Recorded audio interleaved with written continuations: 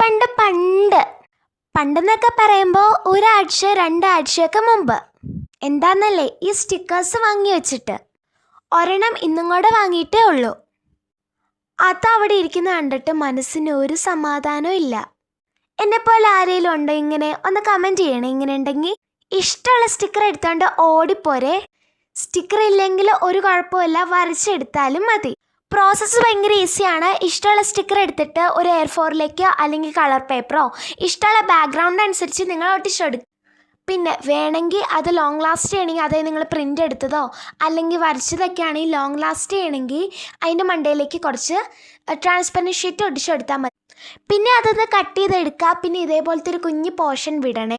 എന്തിനാന്നല്ലേ, ഈ പ്ലാസ്റ്റിക് നമ്മൾ transparent sheet അല്ലെങ്കിൽ പ്ലാസ്റ്റിക് അതിൻ്റെ മണ്ടയിൽ ഒട്ടിക്കുമല്ലോ, അപ്പോൾ നമുക്ക് തുളയിടാൻ പാടായിരിക്കും. അതുകൊണ്ടാണ് ഞാൻ ഈ ഒരു പ്ലേസ് വിട്ടിട്ടുള്ളത്.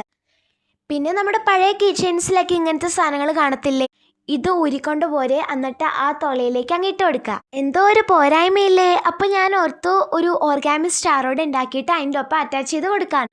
ഓർഗാമി സ്റ്റാർ എങ്ങനെ ഉണ്ടാക്കണ്ടേന്ന് എൻ്റെ ചാനലിൽ പോസ്റ്റ് ചെയ്തിട്ടുണ്ട്, ഒന്ന് എടുത്ത് കാണണേ.